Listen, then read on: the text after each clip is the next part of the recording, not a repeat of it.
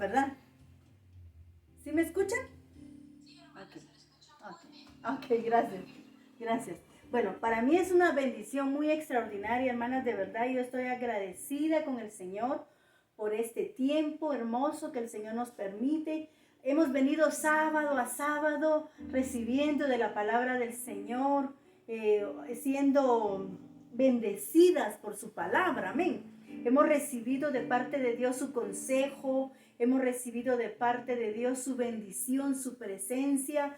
Hoy el Señor nos arrulla nuevamente y nos conforta a cada una de nosotras, amén. Así es que estamos en el mejor momento del día de hoy. Gracias a Dios por esta oportunidad. Me encanta la oportunidad de podernos ver, de podernos saludar. Qué bendición, de verdad. Bienvenidas a cada una de ustedes. No quiero mencionar una por una porque creo que te podría dejar alguna fuera y no quiero eso, pero en verdad, de verdad le digo bienvenida y muchas gracias por haber aceptado esta invitación. Amén. Que esta invitación no vino de parte de la red de mujeres, vino de parte del mismo Espíritu Santo que ama tu vida y que tiene un consejo para ti el día de hoy. Amén. Bendito sea Jesús. Bueno, bienvenidas a las que están cerca, a las que están lejos, a las que están más allá de las fronteras, a las que están muy cerca también. De verdad es una bendición para mi vida el poder compartir con ustedes mi testimonio, amén, mi testimonio. Así es que bienvenida Marjorie, bienvenida de verdad Marjorie, bienvenida. Estoy hablándolo así porque Marjorie está conectada con nosotros. Marjorie, yo estoy aprendiendo lengua de señas, ¿sí? Estoy aprendiendo poquito, pero estoy aprendiendo. Dios te bendiga. Amén. Bienvenida.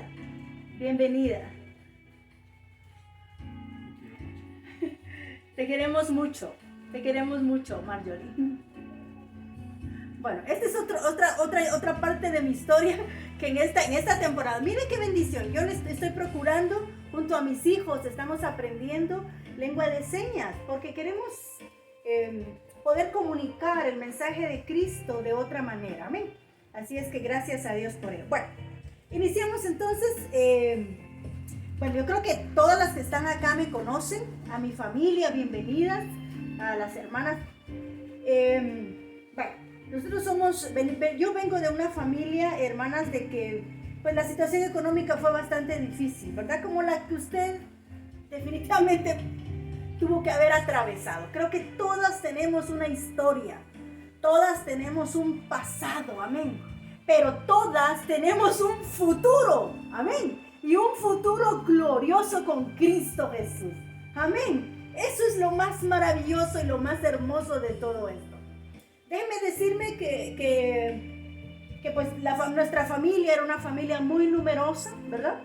Y para ese entonces la situación económica, como en toda Guatemala, pues era muy difícil, ¿verdad? Habían días buenos, días malos, días muy malos también. ¿Amén? Usted entiende todo este asunto. Y uno trata de llenar y trata de saciar ese molde, ¿verdad? Que está en nuestro corazón, que solamente Dios lo puede llenar. Solo Él puede llenar ese vacío de nuestro corazón. Y eso estaba haciendo, esto estaba pasando en mi vida, tratando de llenar de una cosa de otra. Mire que yo yo paré yendo hasta el grupo con los gnósticos. Fíjese, tratando de llenar ese vacío, ¿verdad? De mi corazón. Paré con los gnósticos, fíjese, buscando, anhelando, porque habían tantas cosas que no podían satisfacer la necesidad de mi alma. Pero estaba yéndome por caminos equivocados. No podía encontrar al Señor en medio de tantas cosas. En el año 1987, cerrando el año, ya fue en diciembre más o menos, noviembre, diciembre del año 87, estábamos pasando situaciones difíciles en nuestro hogar. Bueno, para ese entonces yo ya tenía 17 años, 18, vamos a ver. Ay, tenía ya 20 años, tenía 20 años ya, tenía 20 años. Cuando yo estoy cumpliendo los 18 años, fallece mi papá, ¿verdad? Fallece mi papá. Fue así, fue difícil para todos, para mi madre, que en ese entonces pues estaba con nosotros, para mis hermanos, para todos, ¿verdad? Para todos los que convivíamos fue difícil, fue una etapa muy difícil, muy, muy difícil. Un periodo triste de duelo, de soledad y tantas cosas. Entonces, nos movemos a otras casas tratando como de apaciguar ese dolor y ese vacío. Cambiando de casa, nos llevamos a un lugar aquí en la colonia Quinta Samayoa, de acá mismo de Villanueva. Sí, ahí en la quinta calle, allá por donde mi hermana Feli vive, por ahí viví yo. Entonces, la situación está así. Era el año 87, finalizando el año 87, y resulta que Dios había puesto su mirada, había puesto sus ojos en nosotros, y nosotros no lo sabíamos. Nosotros estábamos, como dice la palabra de Dios, perdidos en nuestros delitos y pecados, ¿verdad? Perdidos en nuestros delitos y pecados. En lugar de acercarnos a Dios, cada vez más lejos de Dios, cada vez más lejos de Dios, pretendiendo agradarlo de una manera. Lo único que hacíamos era, le ofendíamos porque le decíamos, esto es mi Dios. Y decía Dios, no, aquí estoy yo, mírame, aquí estoy. No, esto es mi Dios, no. Y Dios andaba buscándonos, andaba hablando a nuestras vidas. Había puesto su mirada en nosotros, y aunque nosotros estábamos pensando que lo buscábamos, estábamos muy lejos del Señor. Hasta que llegó ese tiempo, en ese año de 1987, noviembre, diciembre, resulta que Dios inicia un proceso hermoso en nuestra familia. Nuestra familia, Dios había puesto su mirada en nosotros, amén. Como ha puesto su mirada en tu vida. Dios nos ha escogido antes de la fundación del mundo. Dios ya nos conoce a cada una de nosotras. Y tiene planes, y los planes que Dios tiene para cada una de nosotras y nuestras familias son planes de bien y no de mal. Se inicia el milagro de la salvación en nuestra casa. Y en lugar de nosotros alegrarnos, yo principalmente era una de las que me burlaba de mi hermano. Resulta que Dios inicia el proceso de la salvación e inicia con esta persona muy especial en mi vida.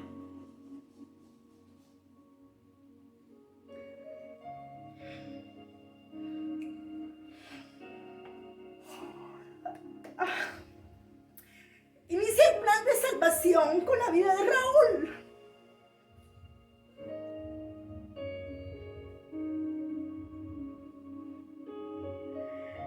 Dios, ahí está mi hermano Raúl. Yo estoy muy agradecida con el Señor por su vida, porque mi vida dio un giro total, cambió totalmente. Cuando este hombre, este varón de Dios, mi hermano Raúl Montenegro, acerca su corazón a Dios. Y entonces él empieza ese proceso de amor con Dios. Y yo recuerdo que Raúl empezó a preguntarnos a todos los días, en las mañanas. Él se levantaba después de haber orado de madrugada, porque si algo le admiré yo a mi hermano Raúl, era esa insistencia, esa constancia, esa relación estrecha que él tenía con el Señor. Lo oíamos orar de madrugada, lo oíamos llorar de madrugada, lo oíamos gemir de madrugada. Y él se levantaba en las mañanas y decía, vos, Laura, ¿qué soñaste? Ay, vos, yo soñé tal cosa. Robin, ¿qué soñaste? Ay, yo tal cosa. Jenny, ¿qué soñaste? Mamá, ¿usted qué soñó? Ay, había... No. Y mi mamá decía todo, ¿verdad? No, eso no es. Y yo tenía un sueño recurrente que venía a mi vida. Casi que todas las noches soñaba lo mismo. Y yo siempre soñaba un personaje bien tenebroso, bien siniestro, bien feo. Yo siempre soñaba en las noches que un hombre me perseguía, que una criatura me perseguía. Era una persona alta, con una capa, con una vestimenta negra y andrajosa, con un sombrero grande que lo cubría. Y ese hombre me perseguía siempre en el sueño. Y yo corría y corría y corría y corría. Y era una angustia en mi sueño. Y llegaba a un punto donde yo llegaba a un precipicio. Y era, o me dejaba que me alcanzara este personaje, o me tiraba al vacío que yo no conocía, desconocido. Y entonces, obviamente, yo lo que hacía era siempre tirarme al vacío. Me tiraba al vacío. Y y ahí se terminaba el sueño. Y yo le decía, fíjate, Raúl, ¿qué tal cosa soñé? No es eso. Y pasó mucho tiempo pasaron más de 2 meses quizás, preguntándonos siempre acerca del sueño, pero resulta que en los días terminando el año 87, en los días de esos de la Navidad y el Año Nuevo, yo llegaba con Raúl, ¿verdad? Negrito, venía a bailar, negrito, le decía yo. Porque para ese entonces su pastora, por supuesto, no conocía al Señor. Amén. Y en la casa era hoja de pacaya, manzanilla, comida, bebida y música, ¿verdad? Y yo decía, negrito, y él encerrado en su cuarto, negrito, venía a bailar, hombre, no seas así vos. Venite, no Laura, vení hombre, bailemos. Y él se reía y él en su cuarto. Pasó ese año 88, terminando el 88, y él siempre preguntaba, ¿qué soñaste? ¿Sí, qué soñaste? Pero resulta que él dejó de preguntarle al resto de mis hermanos. Ya no les preguntó. Entonces llegaba conmigo directamente y me decía, Laura, ¿qué soñaste? Y entonces yo le decía, fíjate que tal cosa, no es eso. Pero un 6 de enero del año de 1988, un 6 de enero, a mí no se me olvida, esto eso quedó así, miren, bien grabado, hace 34 años, esa madrugada, eran quizás las 4 de la mañana, tal vez, yo me imagino que mi hermano estaba orando en ese momento, porque él solía hacerlo de esa manera. 3:30, 4 de la mañana, Raúl estaba orando. Y eso lo sabe Leti, mi cuñada, y lo saben sus hijas que hoy están acá con nosotras. Y entonces resulta que a esa hora Dios me da un sueño. Y entonces en el sueño yo estoy en mi casa, ahí en la Quinta Samayoa, y yo estoy en la casa era pues algo grande y los terrenos de antes pues eran un poco grandes y había árboles de naranja, de mango, habían varios árboles, habían unos rosales grandes y bueno, habían bastantes árboles. Y entonces en el sueño resulta que yo ando con mi gabacha, a mí me gusta usar gabacha, ando con mi gabacha y entonces y había tendido mucha ropa, ¿verdad? Y entonces, pero en eso veo que el cielo se empieza a oscurecer y se empieza a poner oscuro. Y entonces, Laura no se preocupa más que de su ropa, en lo material. Y entonces salgo corriendo afanada y empiezo a descolgar mi ropa de lazo, ¿sí? A mí me gusta, bueno, mi mamá me enseñó a mí a lavar la ropa blanca como la vieja escuela. Se remoja, se enjabona, se restrega, se asolea, se cuela. Y entonces yo preocupada por mi ropa y empiezo a jalar la ropa y a bajar la ropa. Pero resulta que no era un cualquier día, no era lluvia, no era lluvia. De repente el cielo se parte en dos, se imagina, el cielo se parte en dos. Ya no era la oscuridad, porque ahora lo que empieza a caer es fuego. Empieza a llover fuego.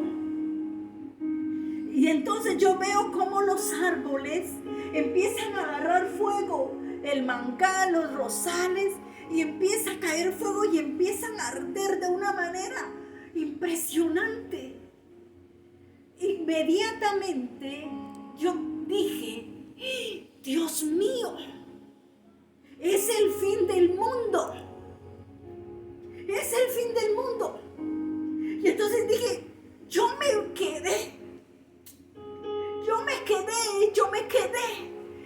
Pero para ese entonces yo estoy llorando y llorando.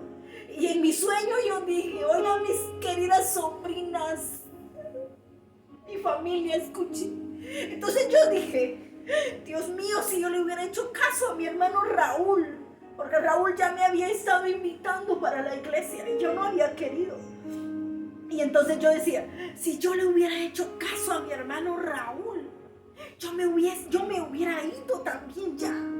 Pero ahora es demasiado tarde, ya no más.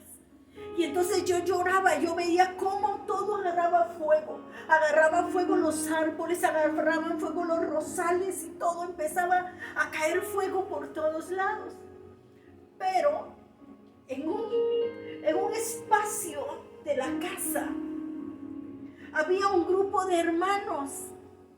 Yo sabía que eran hermanos y estaban haciendo un servicio, un pequeño servicio. Y entonces vine y ellos parecía que no veían lo que estaba pasando, solo yo estaba viendo todo lo que estaba cayendo. Y entonces en ese espacio habían como unos 5 o 6 hermanos, era un grupito nada más. Y entonces yo me acerqué a donde ellos estaban. Y entonces pasa un señor ya de edad, un anciano. Recuerdo que era canoso, ya era un hombre de edad, así hasta como con barba. Y entonces pasó a un púlpito y estaban recogiendo la ofrenda. Y este varón dijo que iban a recoger la ofrenda. Y entonces todos empezaron a ofrendar. Pero durante la ofrenda, él dijo, y agradecemos las ofrendas del hermano Miguel Cuchil. Oiga bien, Miguel Cuchil, yo ni lo conocía. Yo no le conocía. Y entonces, pero resulta que vengo yo y me meto las manos en mi gabacha y agarro dinero. Y recuerdo que saqué varios billetes. Y vine yo y cuando pasaron cerca de donde yo estaba. Y entonces vine yo y puse los billetes en el ofrendero, en el alfolí, y puse las ofrendas. Y dije yo, esto ya no me sirve de nada. Esto ya no tiene sentido. Esto ya no es por gusto. Si tan solo yo le hubiera hecho caso a mi hermano Raúl.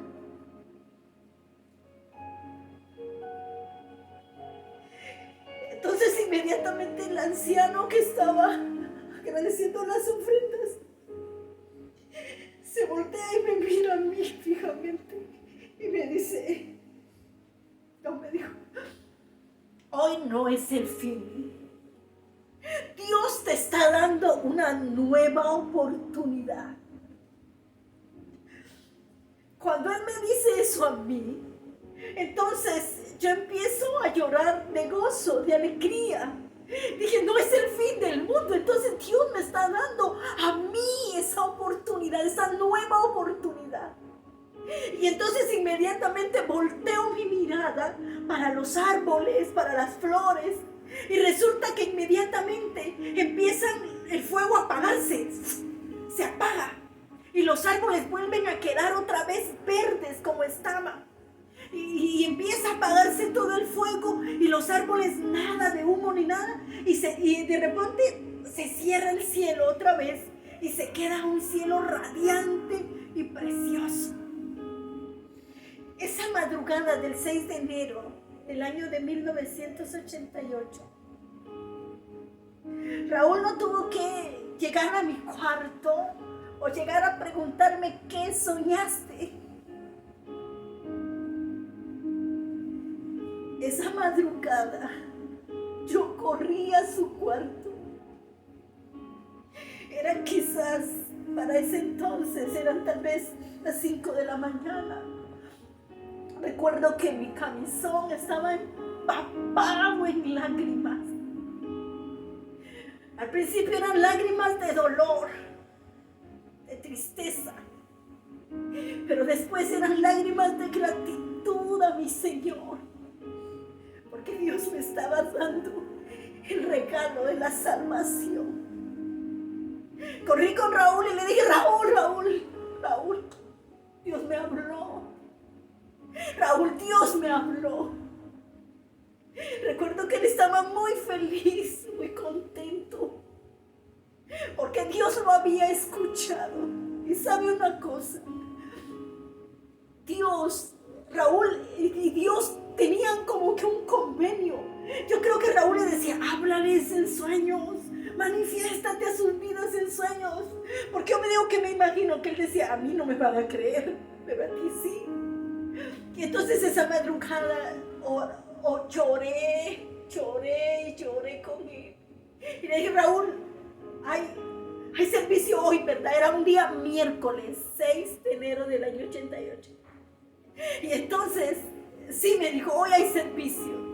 Porque le dije: yo hoy te acompaño a la iglesia. Y recuerdo que la mañana de ese día mi vida cambió totalmente.